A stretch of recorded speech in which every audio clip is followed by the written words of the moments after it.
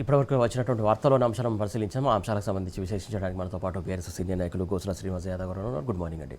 అలాగే ప్రముఖ రాజకీయ విశ్లేషకులు విజయానంద్ గారు కూడా జూమ్లో జాయిన్ అయ్యారు. విజయానంద్ గారు గుడ్ మార్నింగ్ అండి.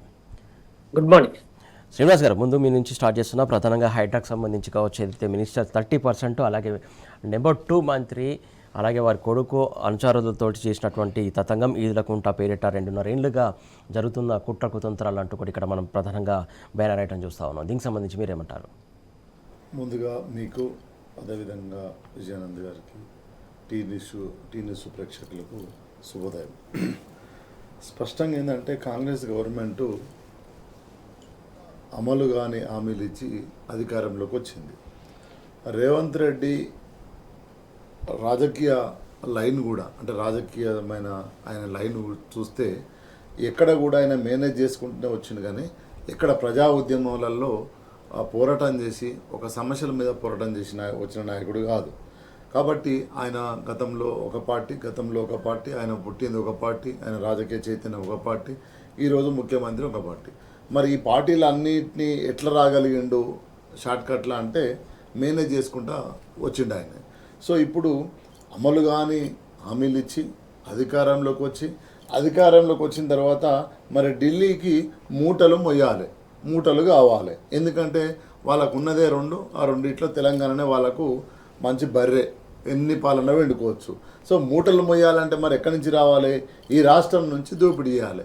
ఎవరి దగ్గర నుంచి దోపిడీ చేయాలి అంటే ఎవరైతే బిల్డర్లు ఉన్నారో, ఎవరైతే 10 ఏళ్ళు అద్భుతమైన కట్టడాలు కట్టి ఈ రియల్ ఎస్టేట్ను ఒక ముందుకు తీసుకుపోయి, ప్రభుత్వం కూడా బీఆర్ఎస్ ప్రభుత్వం ఆ రోజు పారదర్శకంగా పర్మిషన్లు ఇచ్చి అట్లా అభివృద్ధి అయిన బిల్డర్లు ఏవైతే ఉన్నారో, ఒక పేరు కాదు చాలామంది పేర్లు చెప్తా, వాళ్ళు మెత్తలు పట్టుకొని పండుకొని ఏడిచిన రోజులు మాకు బయట మేము మాట్లాడుకున్న రోజులు ఉన్నాయి. సో వాళ్ళందరినీ బెదిరించాలంటే ఏం చేయాలి? ఒక కొత్త స్కీమ్ చేయాలి. ఆయన స్కామ్లు చేయడం ఆయన కొత్త ఏం కాదు. సో ఆ స్కామునే హైడ్రా, దానికి ఒక ఆయన ఆఫీసర్ను, ఆయన ఏ ఆఫీసరు లాఠీలు పట్టుకొని ఊరికి ఇచ్చిన ఆఫీసరు, అంటే పోలీస్ ఆఫీసర్ను. ఆయనకు పోలీసు వాళ్ళకి ఏముంటుంది, మన జనరల్గా సమాజంలో కనికరం ఉండదు వాళ్ళ మీద, వాళ్ళకి ఏం ప్రేమాభిమానాలు ఉండవు. ఒక ఐఏఎస్ ఆఫీసరు అట్లాంటి వాళ్ళకైతే ప్రజలతో పనిచేసిన అనుబంధం ఉంటుంది. పోలీసులకు ఏముంటుంది, పొద్దున అయితే బూట్ల సప్పుడు, తుపాకుల సప్పుడు, లాఠీల సప్పుడే కదా, ఇంకా అంతకంటే మించి మానవ సంబంధాలను పెంచుకోవాలని ఉండదు. అందుకొచ్చి ఆయన యాటిట్యూడ్ కూడా అంత కర్కశంగా ఉంటుంది అన్నట్టు. ఎవరు అట్లాంటి వ్యక్తిని పట్టుకొచ్చి రంగనాథన్ పట్టుకొచ్చి ఈరోజు ఆఫీసర్గా చేసిన తర్వాత ఏమైంది? సరే ఓకే చేసినావు, తెలంగాణ ప్రజలు కూడా సమాజం ఏముందంటే ఎవడెవడి పెద్దోడు కబ్జా చేసిండో వాళ్ళు ఇల్లు కూలగొడతారు అని అనుకున్నారు. ఎవరిని కూలగొట్టినావా నువ్వు? ఏ చెరువులో పెద్ద పెద్ద ఎకరాలు నీ తిరుపతి రెడ్డిది కూడా కొడితేవా, మీ తమ్ముంది ఇంకొక కృష్ణారెడ్డిది కూడా కొడితేవా, లేకపోతే కేవీపీ రామచంద్రరావు కూడా కొడితేవా, లేకపోతే పొంగిరెడ్డి శ్రీనివాసరెడ్డిది కూడా కొడితేవా, లేదా వివేకుది కూడా కొడితేవా? ఎవరిది కూడా కొట్టినావు నువ్వు? పేదోడి 60 గదాలు 40 గదాలు ఇల్లు కూలగొట్టినవు.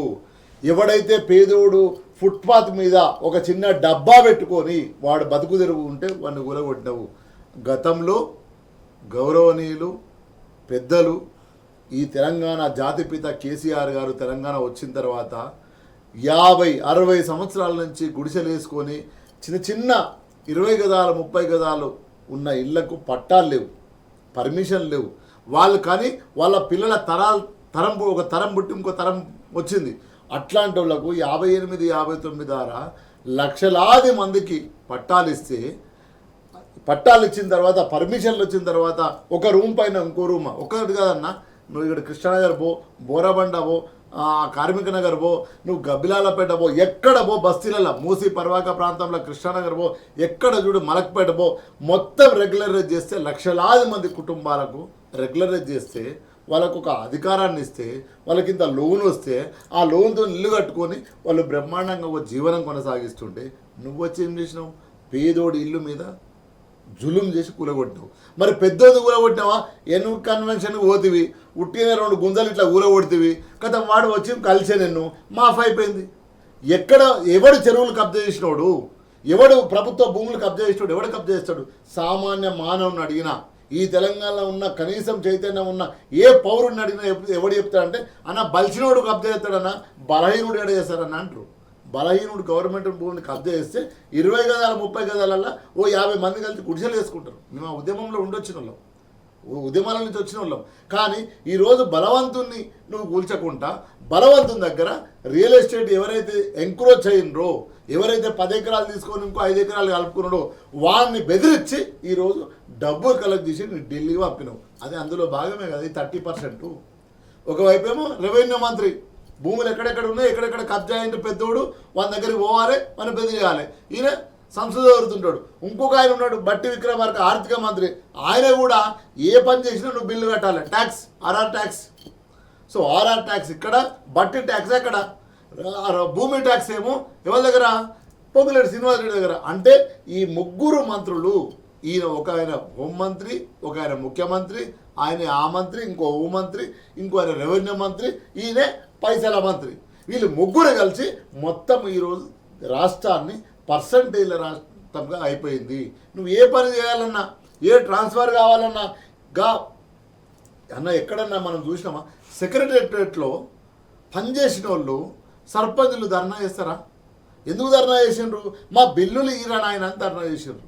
మేము కష్టపడి పైసలు పెట్టి ఈ ఊళ్ళల్లో రోడ్లు వేసినాము, నల్లా అది వేసినాము, ఈ పని చేసినాము, ఆ పని చేసినాము, ఇంకా బిల్లులు ఇవ్వన్నారు. అంటే నేనేమంటున్నా, ఈరోజు రాష్ట్రంలో రియల్ ఎస్టేట్ దందా చేస్తున్నాడు. రియల్ ఎస్టేట్ దందా ఎవరు చేస్తున్నారయ్యా? కాంగ్రెస్ మంత్రులు, కాంగ్రెస్ నాయకులే చేస్తున్నారు. నేను ఒక మిత్రుడు కలవకుర్తి ఒక్క ఎమ్మెల్యే ఊళ్ళలో లేడంట, మొత్తం రింగ్ రోడ్స్ పట్టుకొని తిరుగుతున్నారు. ఎక్కడ భూమి ఉంది, ఎక్కడ కబ్జా చేయాలి. ఇక మళ్ళీ గెలుస్తామో గెలవము అర్థమైపోయింది, వాళ్ళకి గెలవమని అర్థమైపోయింది. ఇక మళ్ళీ కాంగ్రెస్ జీవితంలో రాదు అని అర్థమైంది. అంటే నేనేమంటున్నా, బలిసినోన్ని బెదిరించి పైసలు వసూలు చేసి నువ్వు ఢిల్లీకి మూటలు పంపుతున్నావు. అదే చెప్తున్నాడు మా వర్కింగ్ ప్రెసిడెంట్ స్పష్టంగా ఈరోజు.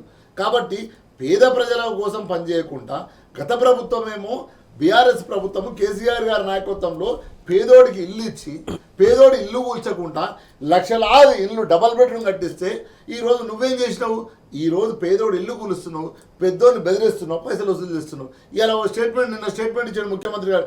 ఎంత సిగ్గుచేట అంటే ఏమంటుండే, డబల్ బెడ్రూమ్లలో పంపిస్తా మూసి పరివాక. ఎవరు కట్టిండ్రు? నీ కాంగ్రెస్ తాత కట్టిండా? నీ కాంగ్రెస్ అయ్య కట్టిండా డబల్ బెడ్రూమ్? ఎన్నడన్నా మీ తెలివిలో మీ మెదల్లా ఎప్పుడన్నా డబల్ బెడ్రూమ్ ఉండాలి, ఒక పేదోడికి 2 గదులు ఉండాలి, ఒక చిన్న హాల్ ఉండాలి, చిన్న కిచెన్ ఉండాలని ఎన్నడన్నా మీ జీవితంలో ఆలోచన వచ్చిందా? మేము పరిపాలించినాం 50 ఏళ్ళు అంటావు కదా. ఎన్నడన్నా పేదోడికి డబల్ బెడ్రూము 2 గదుల ఇల్లు ఉండాలని ఎప్పుడైనా ఆలోచిస్తా? గొప్ప మహానీయుడు కేసీఆర్ గారు పేదోడి గురించి ఆలోచించే, మంచిగా 2 రూములు ఉండాలి, ఒక హాల్ ఉండాలి, ఒక కిచెన్ ఉండాలని గొప్పగా ఆలోచించి ఈ దేశంలో మొట్టమొదటిసారిగా డబల్ బెడ్రూమ్ అనే కాన్సెప్ట్ను, ఒక ఆలోచనను పేదవాడి కూడా గౌరవంగా బతకాలి, ఒక మంచి గూడి వాళ్ళని 5-6 ఫ్లోర్ల బిల్డింగ్లు కట్టి లక్షలాది ఇల్లు ఇచ్చారు ప్రతి నియోజకవర్గానికి. ఈరోజు ఆ కట్టిన ఇళ్లల్లో నేను మూసీ పరివాహక ప్రాంతంలో ల్యాండ్ కబ్జా చేస్తా, ల్యాండ్ రియల్ ఎస్టేట్ వాళ్ళకు నేను అమ్ముతా, అక్కడ ఉన్న ఆ గుడిసెల ఆ ఇళ్లలో ఉన్న వాళ్ళని తీసుకుపోయి డబల్ బెడ్రూమ్లలో నేను చేరదీస్తాను. ఎవరు కట్టినారు ఆయన డబల్ బెడ్రూమ్? నీ అయ్య కట్టిండా? మీ తాత కట్టిండా? నీ కాంగ్రెస్ కట్టిందా? ఈ దేశంలో ఎక్కడైనా కాంగ్రెస్ ప్రభుత్వం గతంలో ఎక్కడైనా డబల్ బెడ్రూమ్ కట్టినా? ఒక్క డబల్ బెడ్రూమ్ కట్టిందా? ఈరోజు మళ్ళీ ఇందిరమ్మ రాజ్యం అంటివి ఏమి ఇస్తున్నావు? ఎక్కడ ఇస్తున్నావు? ఒక్క ఇల్లు చూపెట్టు, ఒక్క ఇల్లు చూపెట్టు. నీ కాంగ్రెస్ కార్యకర్తలకు పైసలు ఇస్తున్నావు 5 లక్షలు. ఒక్క డబల్ బెడ్రూమ్, ఒక్క ఇందిరమ్మ ఇల్లు చూపించు. ఇందిరమ్మ ఇల్లు అంటే ఏంది? 20x20 room. మేము చూడలేదా? ఇందిరమ్మ కాంచి మొదలు పెట్టుకుంటే మొన్నటి దానికి ఇచ్చిన ఇల్లు ఏంది? బర్రెలు కట్టుకోవడానికి, ఎట్లా కట్టేదానికి ఓ కొట్టం లేక 20x20 కట్టించినాడు. ఈరోజు కేసీఆర్ గారు అద్భుతంగా కట్టించారు. ఆ ఇళ్ళల్లో ఇక్కడ కూర్చున్న ఇళ్ళ ఈ ప్రజలను నువ్వు తోలుతా ఆడికి పోయి ఉండండి అని చెప్తున్నావు. నేను నిన్న స్టేట్మెంట్ అది. నేనేమంటున్నా, ఇదంతా తెలంగాణ సమాజం చూస్తున్నది, మీ అరాచకాలు చూస్తున్నది, మీ దోపిడీ చూస్తుంది, మీ మూటలు కట్టుకొని పోయి ఢిల్లీకి పంచేది చూస్తుంది. సమయం వచ్చినప్పుడు కాంగ్రెస్ పార్టీకి ఎలాంటి శిక్ష పడాలో ప్రజాకోట్ల తప్పకుండా శిక్ష పడుతుంది. ప్రజలు చూస్తున్నారు. ఒక్క మంచి పని అన్నా, నేను సురేష్ అన్న, ఒక్క పని ఈ 2.5 ఏళ్ళల్లో దాదాపు ఇంకో 4 ఏళ్ళు అయితే 3 ఏళ్ళ కాలం పోతుంది. ఈ 3 ఏళ్ల కాలం పొద్దులో ఒక్క మంచి పని చేసినామని చెప్పమండి. ఒకే ఒక్క పథకం, నో ఒక్క పథకం లేదు. అరే 30 ఏళ్ళు పనిచేసిన సురేష్ అన్న రిటైర్మెంట్ అయితే సెటిల్మెంట్ లేదు, వాళ్ళకి ఇన్ని పైసలు ఇచ్చేది లేదు, ఆగమాగం అయిపోతున్నారు. ఇదంతా తెలంగాణ సమాజం చూస్తున్నది. సమయం వచ్చినప్పుడు ప్రజాకోర్టులో కాంగ్రెస్ పార్టీకి శిక్ష తప్పదు, ఉరి శిక్షణ వేస్తారు. రైట్. రానున్న రోజుల్లో ఖచ్చితంగా కాంగ్రెస్ పార్టీకి మూల్యం చెల్లించే రోజులు దగ్గర పడ్డాయి. ఖచ్చితంగా ప్రజలు అన్ని గమనిస్తున్నారు. భూదందా కావచ్చు, మొత్తానికి అన్ని సెక్టర్లను కూడా సర్వనాశనం చేసినటువంటి పరిస్థితి నుంచి కాపాడుకునేందుకు తెలంగాణ సమాజం సిద్ధమవుతుందంటూ కూడా చెప్తున్నటువంటి అంశం. విజయానంద్ గారు, ప్రధానంగా ఏదైతే మంత్రులకు సంబంధించి భూ కబ్జాలు కావచ్చు, ఇవన్నీ నిత్యం కృత్యమైపోయినాయి, మనం చూస్తూ ఉన్నాం. ఎక్కడ పడితే అక్కడ ప్రధానంగా 2.5 ఏళ్లుగా ఈ తతంగం జరుగుతుందనే విషయం మనకి ఇప్పుడు కనబడుతున్నటువంటి అంశం ఈ వార్తను బట్టి చూస్తున్నాం. ప్రధానంగా ఇక్కడ ఎన్విఎన్ కన్స్ట్రక్షన్ అసలు ఎవరిది, ఈ బోర్డు వెళ్ళడానికి కారణం ఏంటి, అసలు దీని వెనకాల ఉన్నవాళ్ళు ఎవరు, ఏంది అసలు? గుడ్ మార్నింగ్ అందరికీ. స్పష్టంగా అనేక ఆరోపణలు, ఇప్పుడు ఒక మంత్రి గారు అతని కొడుకు ఇన్వాల్వ్ అయిందని చెప్పి ఆరోపణలు రావడము, దాని వెనకాల ఇక ప్రభుత్వం అండదండ ఉంది అనేది మనకి క్లియర్గా అర్థమవుతున్నది. అక్కడ ప్రభుత్వమే ఇది హైడ్రాకు సంబంధించిన భూమి అని బోర్డు పెట్టి, అదే ప్రభుత్వము ఆ వ్యక్తులు కోర్టుకు వెళ్తే ఇది ప్రభుత్వ భూమి అని ఎందుకు వాదించలేదు, ఒకవేళ ప్రైవేట్ భూమి అయితే హైడ్రా భూమి అని ఎందుకు పెట్టింది బోర్డు అనేది ఇక్కడ మనం ఆలోచిస్తే క్లియర్గా అది ఈ మొత్తము ఈ భూ తతంగం వెనకాల ఏం జరిగింది అనేది ఈజీగా ఎవరికైనా అర్థమవుతుంది. అంతేకాకుండా ఒక కుటుంబం కూడా ఈ మధ్య మా ఇంటికి మంత్రి గారు వచ్చి మీ భూములు మాకు అమ్మండి అని చెప్పి బెదిరించాడని, మేము అమ్మ అంటే మాకు అనేక రకాల ఒత్తిళ్లు చేస్తున్నారని చెప్పి కూడా ఆరోపణ చేయడం జరిగింది. ఈ నేపథ్యం ఉంది కాబట్టి తప్పకుండా ఈ భూమి వెనకాల కూడా మంత్రి గారు, ఆయన మా కొడుకు, ఈ రియల్ ఎస్టేట్ వాళ్ళు దీని వెనకాల ఉన్నారనేది స్పష్టమవుతుంది. అయితే ఇవాళ దురదృష్టం ఏంటంటే ఒక మాఫియాలు, ఈ రియల్ ఎస్టేట్ మాఫియాలు, తర్వాత గుండాగర్దీ చేసేవాళ్ళు ఇట్లాంటి తప్పుడు కాగితాలు సృష్టించడము, లేదంటే క్లెయిమ్ చేసి బెదిరించి పర్సంటేజ్లు తీసుకోవడం అనేది జనరల్గా ఈ రియల్ ఎస్టేట్ దానిలో అక్కడక్కడ ఉంటుంది. ప్రభుత్వం దాన్ని తీవ్రంగా అణిచివేసి ఓనర్స్కి సరిగా వాళ్ళ యొక్క ఆస్తులను అప్పచెప్తూ ఉండాలి. కానీ ఇక్కడ ఏమవుతుంది, ఆరోపణ ఎవరి మీద వస్తుందంటే ప్రభుత్వ సంస్థ అయినటువంటి హైడ్రాను అడ్డం పెట్టుకొని ఒక మాఫియా లాగా ప్రైవేటు వ్యక్తుల భూములను ఇవి ప్రభుత్వ భూములు అని చెప్పి ఒకసారి పెట్టడం, సెటిల్ చేసుకుంటేనేమో అవి ప్రైవేట్ వాళ్ళు అవ్వడం, సెటిల్ చేసుకోకపోతే మాత్రము అవి వివాదాస్పద భూముల కింద సృష్టించి వాళ్ళను సతాయించడము. కోట్లాది రూపాయల విలువ చేసే భూములు కాబట్టి ఈ ప్రభుత్వంతో పెట్టుకొని మనం గెలవలేమనుకునే వాళ్ళు తప్పకుండా వీళ్ళు ఏ బేరసారాలకు చెప్తే ఆ బేరసారాలకు ఒప్పుకునేటువంటి పరిస్థితికి క్రియేట్ చేయడం అనేది జరుగుతుంది. ఈ నేపథ్యంలో ఇప్పుడు ఇదంతా జరిగిందని, ఒకవేళ హైడ్రా భూమి అని బోర్డు వేసినప్పుడు అధికారులు చూసుకోకుండా ప్రైవేట్ భూమిని మా భూమి హైడ్రా భూమి, ఇది ఈ హైడ్రాకు సంబంధించిన లేదంటే ప్రభుత్వానికి సంబంధించిన భూమి అని ఎట్లా బోర్డు వేసిండ్రు? ఒకవేళ బోర్డు వేసింది కరెక్టే అయితే రెవెన్యూ అధికారులకైతే రికార్డ్స్ ఉంటాయి కదా, చూసుకోకుండానైతే ప్రైవేట్ వాళ్ళ భూములు వేయద్దు కదా.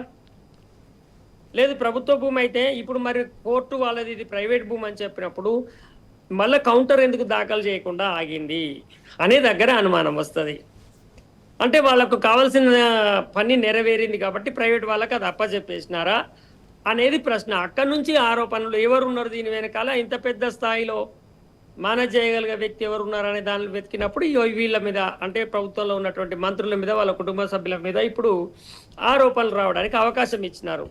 ప్రభుత్వం ఎందుకు మళ్ళా కౌంటర్ దాఖలు చేయలేదు అనేది ఇప్పుడు స్పష్టంగా చెప్పాలి కదా. ఒకవేళ లేదా అది ప్రైవేట్ భూమే అంటే మేము తప్పుగా ప్రైవేట్ భూమిలో మేము ఇది ప్రభుత్వ భూమి అని హైదరాబాద్ బోర్డు పెట్టినామనైనా ఒప్పుకోవాలి. మరి అట్లా ఒప్పుకుంటే అట్లా చేస్తే మాత్రం హైదరాబాద్ ఇంకింత తప్పు అవుతుంది అది. ఎందుకంటే ఒక ప్రైవేట్ వ్యక్తిని తన ఆస్తిని, మా ప్రభుత్వ ఆస్తిని కనీసం రికార్డులు చూడకుండా ఒక ప్రభుత్వం నియమించిన హైడ్రా సంస్థ ఎట్లా మాదే అని క్లెయిమ్ చేసింది? వాళ్ళు కోర్టుకి ఎందుకు పోవాల్సి వచ్చింది? వాళ్ళు ఎంత ఆవేదనకు గురవుతారు ఆ టైంలో. కాబట్టి ప్రభుత్వము ఇంత నాన్ సీరియస్గా, ఇంత మామూలుగా వ్యవహరిస్తుంది అనుకోము. కాబట్టి ఇది ఆర్గనైజ్డ్గా ఒక పద్ధతి ప్రకారం చేస్తున్నారు అనేది ఇవాళ ప్రభుత్వం ఆరోపణలు ఎదుర్కొంటుంది. ఇంకా ఇదే కాకుండా భూభారతి పేరు మీద, ఇప్పుడు హైడ్రా పేరు మీద హైదరాబాద్ చుట్టుపక్కల ఇది జరిగితే ఇవాళ వస్తున్న ఆరోపణలు ఏమిటంటే భూభారతి పేరు మీద 1 కోటి ఎకరాలు ఇవాళ బ్లాక్ చేసి పెట్టారు. ప్రైవేటు వ్యక్తుల భూమిని ఇది గవర్నమెంట్ భూమి అని చెప్పి బ్లాక్ చేసేస్తారు. చేయగానే ఈయన పోయి కలవాలి ఎవరిని, స్థానిక మంత్రినో ఎమ్మెల్యే గారినో కలిసి ఇది మాకు విడిపియమని అనాలి. అది మాది మా భూమి సార్, మా పట్టా పేపర్లు ఉన్నాయి సార్, మా అన్నీ ఉన్నాయి, దీన్ని మాకు విడిపించి ఇవ్వమని అన్నప్పుడు అది విడిపించడానికి ఆయన సెటిల్మెంట్ చేసుకోవాలి. అంటే తన భూమి తనదని చెప్పుకోవడానికి కూడా ఆయన సెటిల్మెంట్ చేసుకోవాల్సినటువంటి పరిస్థితి ఉన్నది. ఈ ఈ ఆరోపణలే ఇవాళ రాష్ట్ర వ్యాప్తంగా ఇవాళ ప్రతిపక్షంగా ఉన్నటువంటి బీఆర్ఎస్ తీవ్రమైనటువంటి ఆరోపణలు చేస్తున్నది. దీని మీద ఇది కాదు, ఇది ఎట్టి పరిస్థితుల్లో ఇది తప్పు కాదు, ఇది రైట్ అని చెప్పి ఎక్కడ కూడా ప్రభుత్వం నుంచి వరకు వివరణ రాలేదు. ఇట్లా కోర్టులను వీటిని ఇతర సంస్థలను వాళ్ళకున్నటువంటి ఆ టెక్నికల్ లోపాలను ఉపయోగించుకుంటూ ప్రైవేటు వ్యక్తులు ఇవాళ ఎవరైతే భూ యజమానులు ఉన్నారో, ముఖ్యంగా భూమి మీదనే పైసలు ఉన్నాయి కనుక ఈ భూ యజమానులకు చుట్టూ సంబంధించిన అనేక రకాల కొత్త కార్యక్రమాలు వస్తున్నాయి. ఇవాళ హెల్త్ పాలసీ పేరు మీద వచ్చింది, తర్వాత మూసి పేరు మీద వచ్చింది. దాని వెనకాల కూడా ప్రధానంగా ఏం వినబడుతుంది, లేకపోతే ఇప్పుడు కొత్తగా నిర్మిస్తున్నటువంటి ఆయన ఏదైతే సిటీ అంటున్నారో ఫార్మా సిటీ దగ్గర, అక్కడ కూడా మొత్తము భూములు అనేటివి, అంటే ఏ కార్యక్రమము ప్రధానంగా తీసుకున్న భూముల కేంద్రంగా కొన్ని వేల ఎకరాల అత్యంత కోట్లాది రూపాయల విలువ ఉన్నటువంటి భూములు. ఇప్పుడు మొన్న ఎస్బీఐకి సంబంధించింది కూడా ఒక ఆరోపణ వచ్చింది. ఎస్బీఐకి ఇచ్చినటువంటి భూమిని, వాళ్ళు కొనుక్కున్న భూమిని ఈ ప్రభుత్వం అమ్ముకున్నదని వాళ్ళు కోర్టు పోతే అట్లెట్లా అమ్ముతారో అది క్యాన్సిల్ చేయమని కోర్టు ఆర్డర్ ఇచ్చిన పరిస్థితి ఉన్నది. అంటే అట్లా అంటే మీ దగ్గర మీ ఖాతాలు మొత్తం క్యాన్సిల్ చేస్తామని ఆ బ్యాంకును బెదిరించడము, వాళ్ళని ఇబ్బంది పెట్టడం లాంటి కార్యక్రమాలకు ప్రభుత్వము డైరెక్ట్గా పూనుకోవడం లాంటివి చూసినప్పుడు ఇట్లాంటి మనస్తత్వం ఉన్నటువంటి వాళ్ళు ఒక ప్రభుత్వ రంగ సంస్థ అయినటువంటి ఒక స్టేట్ బ్యాంకునే ఇవాళ బెదిరిస్తున్నారు బహిరంగంగా. మీ అమ్మిన భూమిని మేము అమ్ముకుంటే మీరు ఏమనద్దు, ఏమన్నంటే మీ ఖాతాలు చేస్తాం, ఇది చేస్తామంటే, ఇప్పుడు అట్లా అంటున్నప్పుడు ఈ భూమి మీద ఆ యజమానిని 30% వాటాలు అడిగినని ఆరోపణ చేయరని ఎట్లా అనుకుంటాము? కాబట్టి ఈ నేపథ్యం, ఈ ప్రభుత్వాన్ని నడుపుతున్నటువంటి నాయకత్వము తీసుకుంటున్నటువంటి ఏ నిర్ణయాలైనా మొత్తము భూములను, ముఖ్యంగా హైదరాబాద్ చుట్టూ ఉన్నటువంటి భూములను లేదా ఇతర పట్టణాలలో విలువైనటువంటి భూములను అన్నిటినీ ఇటు భూభారతి పేరు మీద, ఇటు హైడ్రా పేరు మీద, ఒకవైపు హెల్త్ పాలసీ పేరు మీద, ఒకవైపు మూసి పునరుజ్జీవం పేరు మీద, ఒకవైపు ఫార్మాసిటీ పేరు మీద, ఇలా అనేక రకాల రూపాలలో మీరు చూస్తే ఎక్కడ చూసినా టోటల్గా కొన్ని లక్షల కోట్ల రూపాయల గల విలువ గల భూమికి సంబంధించినటువంటి నిర్ణయాలు మాత్రమే జరుగుతుంది. ఇది డైరెక్ట్గా ఇమీడియట్గా ప్రజల జీవితాలకు రిలీఫ్ ఇచ్చే ఒక్క విషయం కూడా కాదు దీనిలా. కాకపోగా చాలా మంది పేదల జీవితాలను అతలాకుతలం చేసి వాళ్ళను రోడ్ల మీద పడేసేటువంటి ఒక విషయం.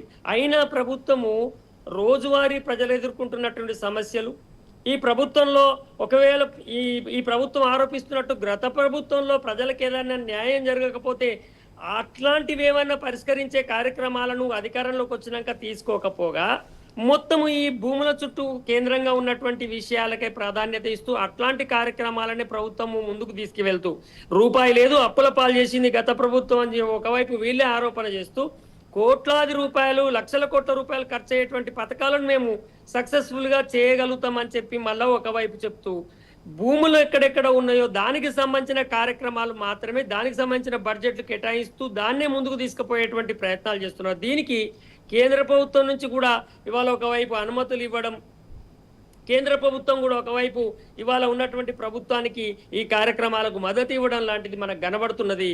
కాబట్టి ఇవాళ ఉన్నటువంటి ప్రభుత్వము ప్రధానంగా భూములను తమ చేజిక్కించుకోవడం లేదా భూముల వెనకాల ఉన్నటువంటి సంపదను వీళ్ళ చేతిలోకి తీసుకోవడం లాంటిది జరుగుతున్నది అనేది పెద్ద మొత్తంలో ఇవాళ ఆరోపణలు ఎదుర్కొంటుంది.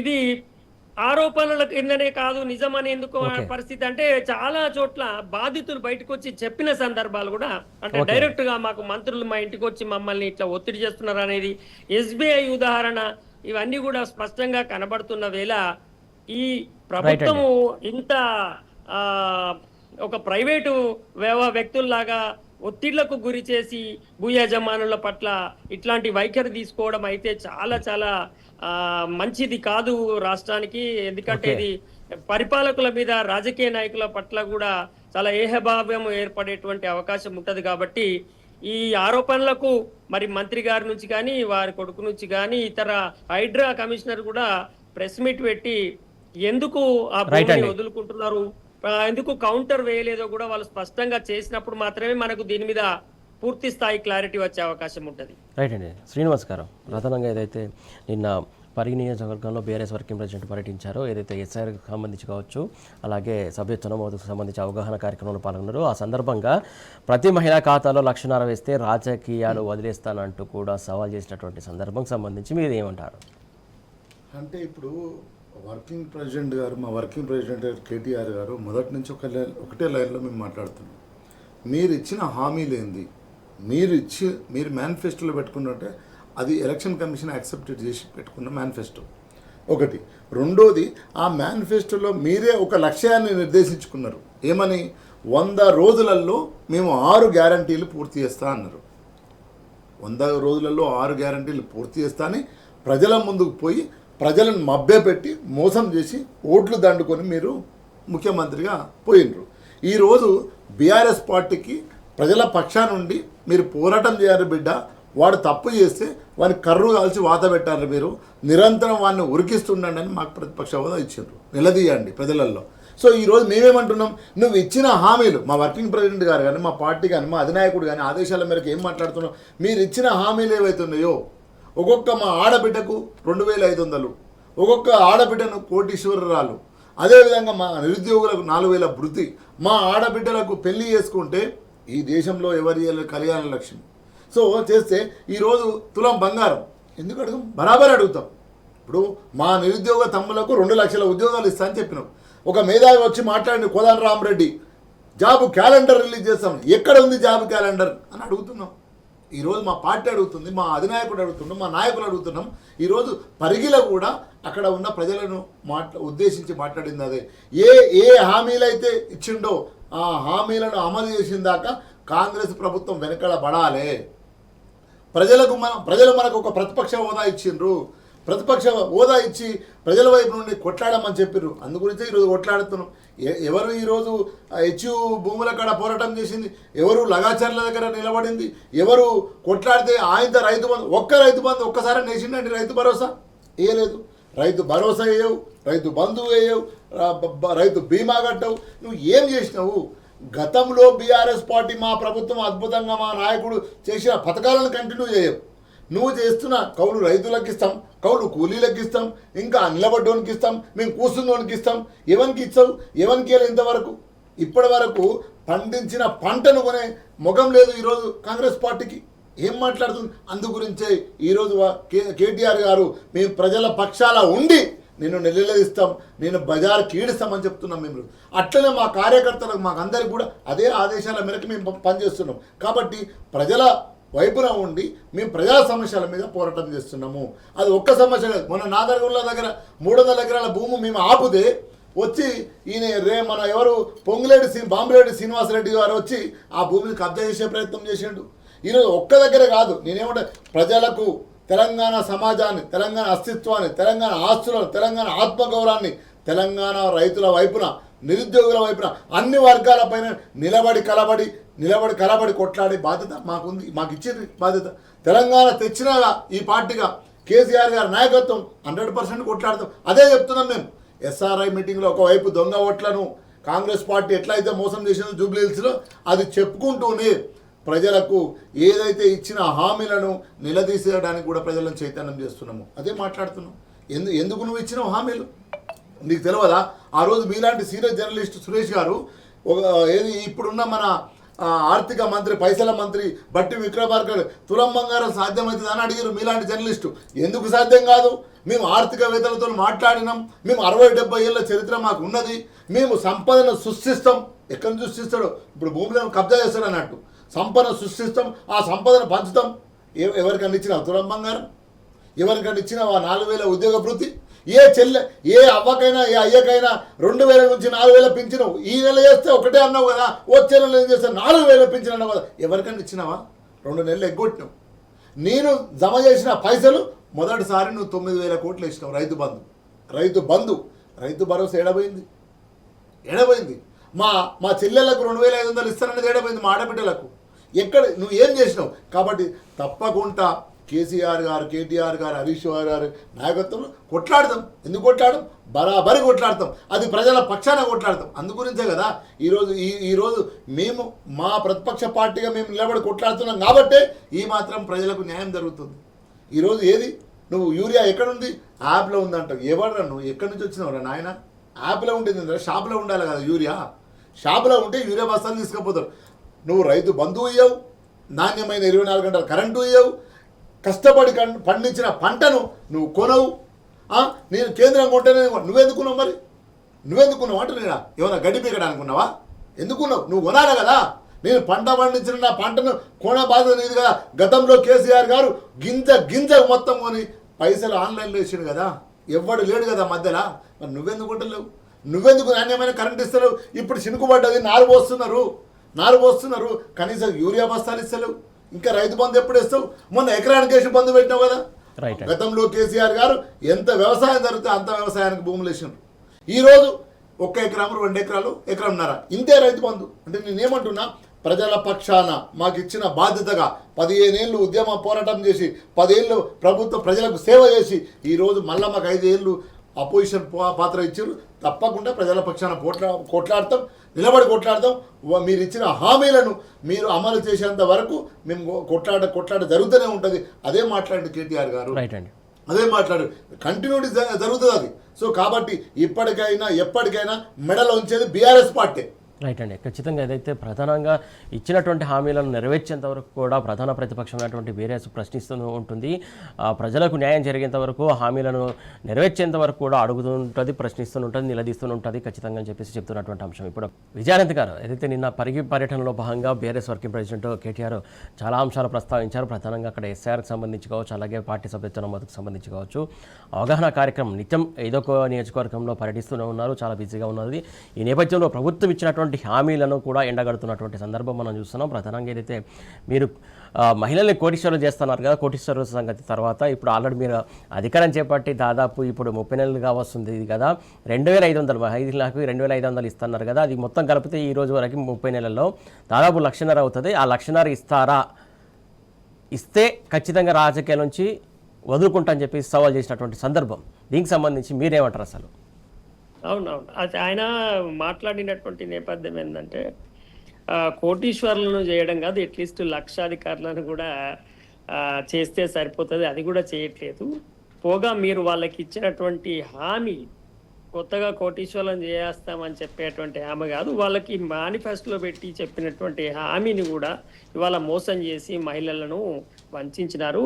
అంటే కేటీఆర్ గారి ప్రధాన ఉద్దేశం ఏంటంటే ముఖ్యంగా మహిళలకి ఈ ఆర్థికమైనటువంటి లబ్ధికి సంబంధించిన పథకాలను మేనిఫెస్టోలో పెట్టి వంచినారు ఈ ప్రభుత్వము, కాంగ్రెస్ ప్రభుత్వం ఆనాడు ఎన్నికల సందర్భంలో అనేది ఆయన చెప్పదలుచుకున్న విషయం.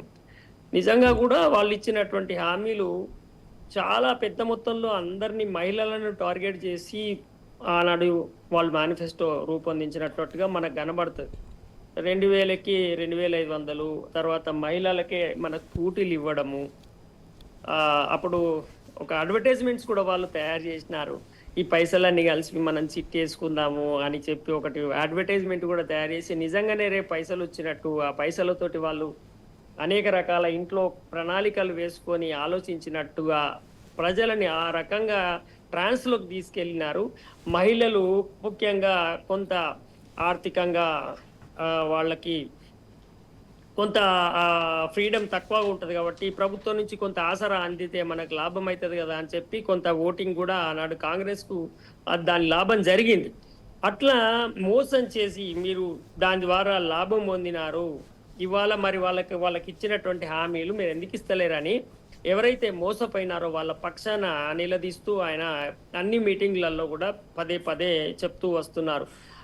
ప్రతిపక్ష పాత్ర అంటే అదే కదా. ఇప్పుడు ఏదైతే మోసం చేసి అధికారంలోకి వచ్చినటువంటి వాళ్ళు ఇచ్చిన హామీలను ఎప్పుడైతే నిర్లక్ష్యం చేస్తారో తప్పకుండా బాధ్యతాయుతమైన ప్రతిపక్షము అట్లా ప్రశ్నించాలి. ప్రశ్నించినప్పుడు మాత్రమే భయం కొద్ది ఉంటుంది.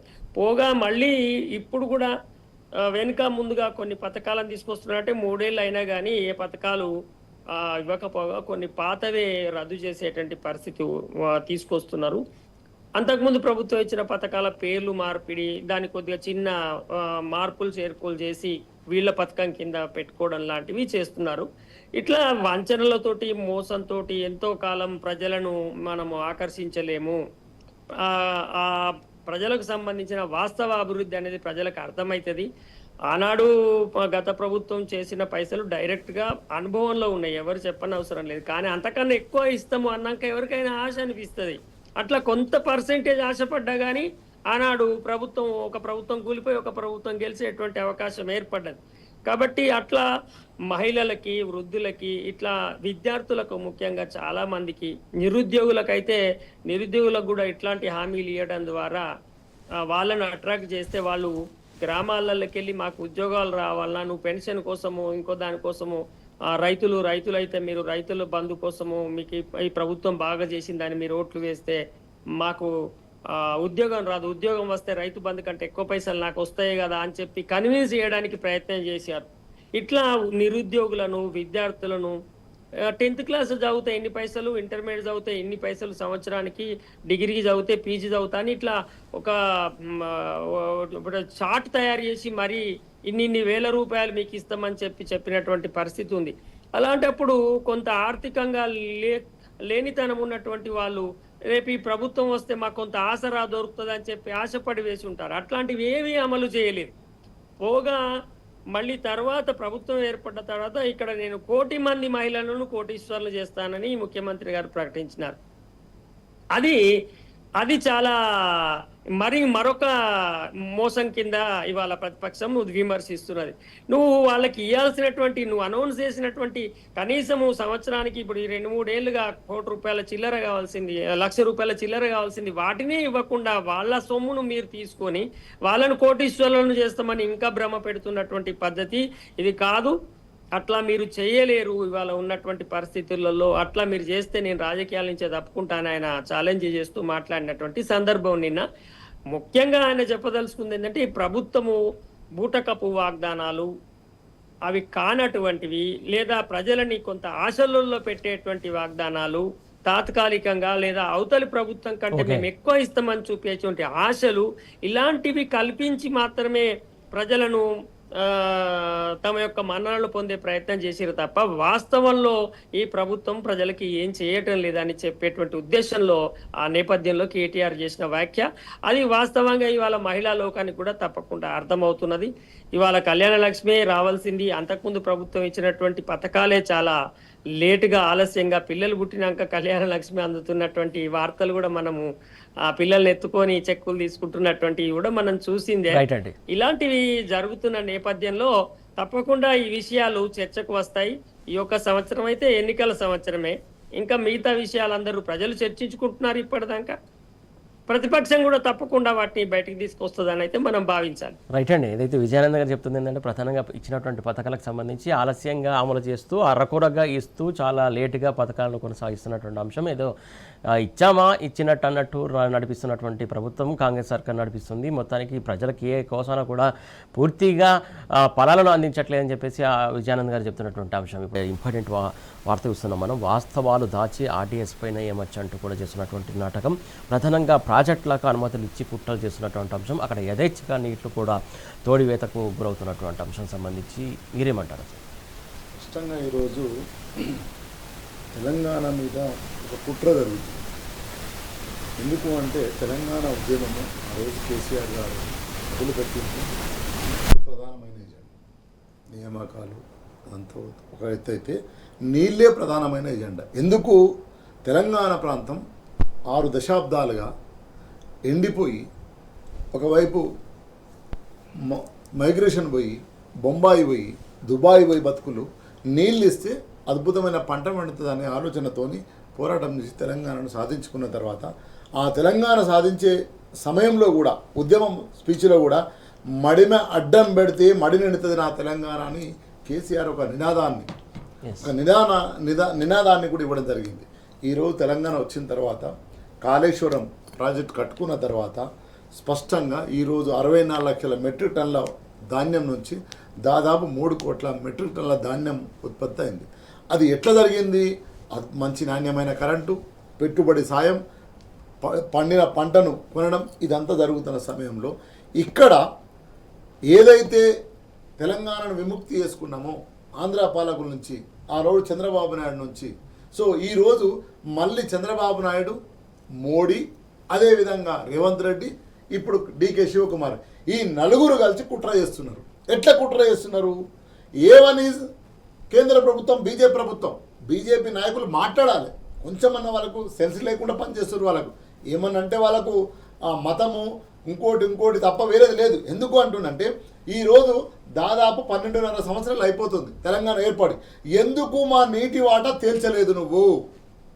ట్రిబ్యునల్స్ వేసి ఎవరి వాటా, ఎవడన్నా అన్నదమ్ములు విడిపోతే ఓ నెలకు వారానికో గెట్లు పెడతారు. ఎవరిని సోలెడు వానికి పోతారు, ఎవరిని గంప వానికి ఇస్తారు, ఎవరి గిన్నె వానికి ఇస్తారు, ఎవరి సప వానికి ఇస్తారు, ఎవరి మచ్చం వానికి ఇస్తారు. కానీ ఈరోజు 12 సంవత్సరాలు అయిపోయినా కూడా ఇప్పటి వరకు నీటి వాటా ఎందుకు తెలుసలేదు? ఎందుకు తెలుసలేదంటే బీజేపీ ఈరోజు కుట్ర చేస్తున్నది. బీజేపీతో ఉన్న చంద్రబాబు నాయుడు కుట్ర చేపిస్తున్నాడు. ఆ కుట్రకు తెలంగాణను అమ్ముకో, తెలంగాణ దోసుకో, తెలంగాణ ఏమైనా వేసుకో, నా ముఖ్యమంత్రి నాకు ఉంచా అని రేవంత్ రెడ్డి సహకరిస్తున్నాడు. దానికి ఈరోజు కర్ణాటకలో ఉన్న కాంగ్రెస్ ప్రభుత్వం కూడా మేము దోసుకుంటాం, నువ్వు పర్మిషన్ ఇయ్యా రేవంత్ అంటే సంతకాలు పెట్టి రావడానికి సిద్ధమన్నాడు. ఈరోజు ఆర్డీఎస్ మనకు కేటాయించింది ట్రిబ్యునల్ 15 టీఎంసీలు. ఇప్పటివరకు 5 టీఎంసీలు కూడా వాడుకొని ఇవ్వట్లేదు. అక్కడ 5 టీఎంసీలు కూడా ఆడుకోలేకపోతున్నావు. నేనేమంటున్నా అంటే నువ్వు ఆర్డీఎస్ కడుతుంటే నువ్వు ఏం చెప్పాలి? ఆడిపోయి నా వాటా ఏందో నాకు తేల్చమని చెప్పాలి. నా వాటా నాకేందో తెలుసమ్మని చెప్పకుండా ఈయనకు అసలు ఒకటి ఏంటంటే ఏ ప్రాజెక్టు ఎక్కడుందో తెలియదు, ఏ వాగు ఎక్కడుందో తెలియదు, ఏ నీళ్ళు ఎక్కడున్నాయో తెలియదు. ఈయనకే కాదు, ఈయన క్యాబినెట్లో ఉన్న ఎవరికి తెలియదు. అసెంబ్లీలో చర్చ జరుగుతుంటే కాళేశ్వరం మీద ఒక మంత్రి ఉన్నాడు, జూపల్లి కృష్ణారావు అని, తుమ్మిడేటి నుంచి అంట మేడిగడ్డ వరకు ఒక్క వాగు కలిసలేదట. హరీష్ రావు గారు చెప్పిండు, నిలబెట్టి ఒక టీచర్ చెప్పినట్టు చెప్పిండు. ఇక్కడ ఒక 20 వాగులు కలుస్తున్నాయి, అవతల నుంచి ఒక 30 వాగులు కలుస్తున్నాయి. మహారాష్ట్ర ప్రాంతం నుంచి అన్ని ప్రాంతాల అన్ని వాగులు కలుస్తున్నాయి కాబట్టి నీటి లభ్యత ఉందని చెప్పిండు స్పష్టంగా. ఈరోజు అదేవిధంగా ఈయన దేవాదులు ఎక్కడుందో తెలియదు, పులిచింతలు ఎక్కడ ఉన్నదో తెలియదు, నల్లమల సాగర్ అంటే ఇంకోటి. అంటే నేను ఎందుకంటున్నానంటే అవగాహన లేని ఒక ముఖ్యమంత్రి ఈరోజు ఈ తెలంగాణ నీటి హక్కులను వేరే రాష్ట్రాలకు దోచిపెడుతున్నాడు, సంతకాలు పెట్టొస్తున్నాడు. ఒకవైపు ఏమో నీళ్ల కోసం నిరంతరం పోరాటం చేసి నీళ్లను తెలంగాణతో సస్యశ్యామలం చేయాలని కేసీఆర్ గారు పనిచేసి ఆ పని విధానం వల్ల పంటను ఉత్పత్తి చేసి రైతులను అద్భుతంగా కోటీశ్వర్లను చేస్తే, ఈరోజు ఊరంతా పచ్చగా చేస్తే, చెరువు నింపుతే మిషన్ కాకతీయ ద్వారా, ఈరోజేమో నువ్వు వాడి పొయ్యి నీ సోదరుడైన నీ తోటి పార్టీ ముఖ్యమంత్రికి సంతకం పెట్టి మేమిద్దరం దోసుకుంటాం, నువ్వు పర్మిషన్ నువ్వు సంతకం పెట్టు అంటే అన్ని చోట్ల సంతకాలు పెట్టి వచ్చిండు. ఈరోజు ఆర్డీఎస్ ఏంది? ఎందుకు రాజోలు బండ దగ్గర ఉన్న స్కీమ్ ఎందుకు నువ్వు ఇంప్లిమెంట్ చేయాలని చేస్తలేవు? ఎందుకు చేస్తలేవు అంటే నీకు కమిట్మెంట్ లేదు, తెలంగాణ పైన రైతుల పైన కన్సర్న్ లేదు, ఇక్కడ ఉన్న ప్రజల మీద కన్సర్న్ లేదు. నీకేమైనా నీ నీ నీ గురువు అయినా చంద్రబాబు నాయుడును కాపాడాలి, నీ సోదరుడు పక్కన ఉన్న నీ సోదరుడైన డికే శివకుమార్ని కాపాడాలి. ఇంతే తప్ప ఇక్కడ హక్కు లేంది. ఇప్పటి వరకు అన్న మీరు ఈ 3 సంవత్సరాలలో ఒక్క ప్రాజెక్ట్ కాడ ఒక్క తట్ట మట్టన తీసిండ్రా? అది కాకుండా ఎక్కడైనా చెక్ డ్యామ్ కట్టినరా? ఒకవైపు ఏమో కేసీఆర్ గారు ప్రభుత్వము గతంలో నిర్మిస్తే ఈరోజు మీరు జిలెటిక్స్ పెట్టి పేల్చుడు చెక్ డ్యాములు ఇసుక స్కామ్ కోసం, ఇసుక దోపిడీ చేయడం కోసం. ఒకవైపు కాళేశ్వరం కాలిపోయిందని ప్రచారం చేసిన వాళ్ళు ఓట్లు వేయించుకొని గెలిచినావు కదా, ఇప్పటికైనా అక్కడ తట్ట మట్టి తీసినావా? 3 ఏళ్ళు అవుతుంది.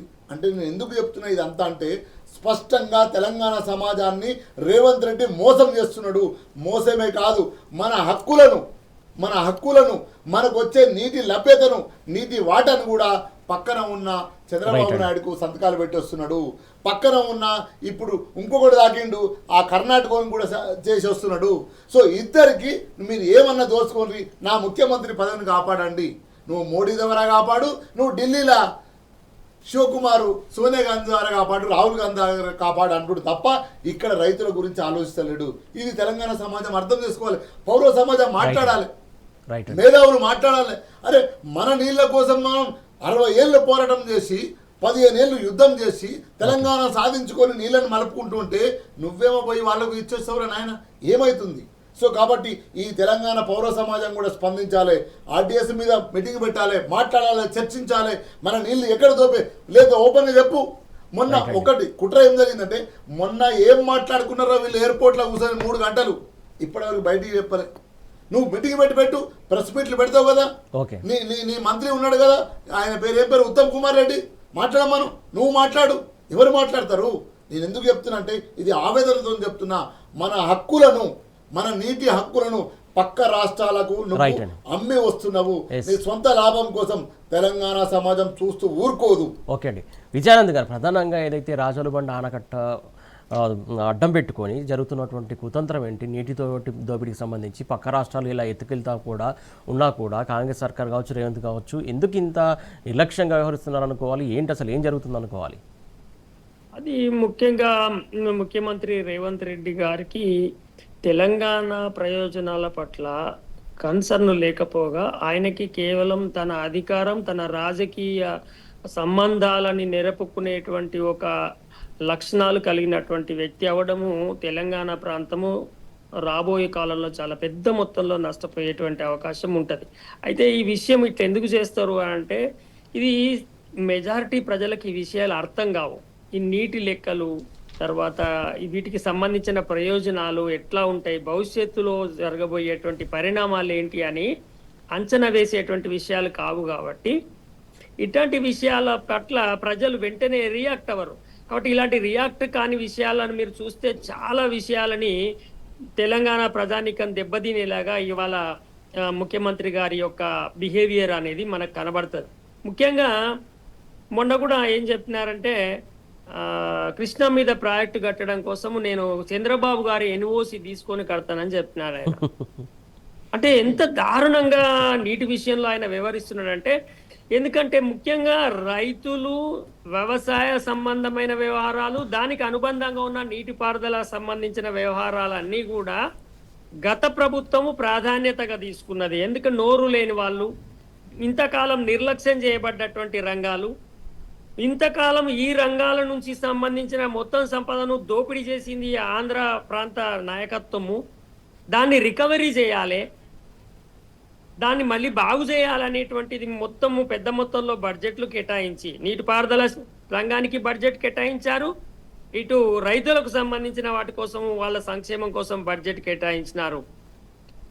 అంటే ఇప్పుడు రైతాంగం కానీ, గ్రామీణ ప్రజానికం కానీ, వ్యవసాయ రంగం మీద ఆధారపడ్డటువంటి వాళ్ళందరూ కూడా ఆలోచించవలసింది ఏంటంటే ఇదంతా కూడా మనకు రేపు నష్టం జరిగేటువంటి అవకాశం ఉంటుందని ఆలోచించాలి.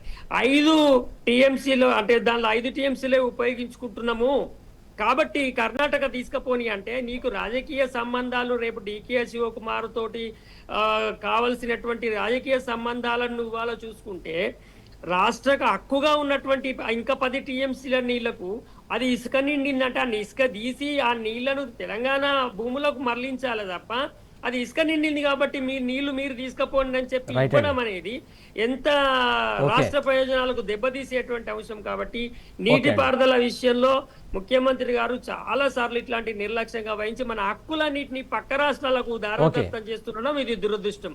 రైట్ అండి. థ్యాంక్ యూ అండి విజయానంద్ గారు, thank you so much. Thank you అండి శ్రీనివాస్ గారు, థ్యాంక్ యూ సో మచ్. మొత్తానికి ఏదైతే స్వార్థ రాజకీయాల కోసం తెలంగాణకు రావాల్సినటువంటి నీటి పాటలు కాస్త పక్క రాష్ట్రాలు ఎత్తుకుపోతున్నా కూడా స్వార్థ రాజకీయాల కోసమే కాంగ్రెస్ సర్కారు, అటు బీజేపీ సర్కారు ఆడుతుంది డ్రామా అంటూ ఈ డ్రామాకు తెరపడే రోజులు దగ్గర పడుతున్నాయి. తెలంగాణ సమాజం అంతా గమనిస్తుంది. రానున్న రోజుల్లో ఖచ్చితంగా తగిన శాస్త్రీయ చూపిస్తారని చెప్పేసి చెప్తున్నటువంటి అంశం ఇది.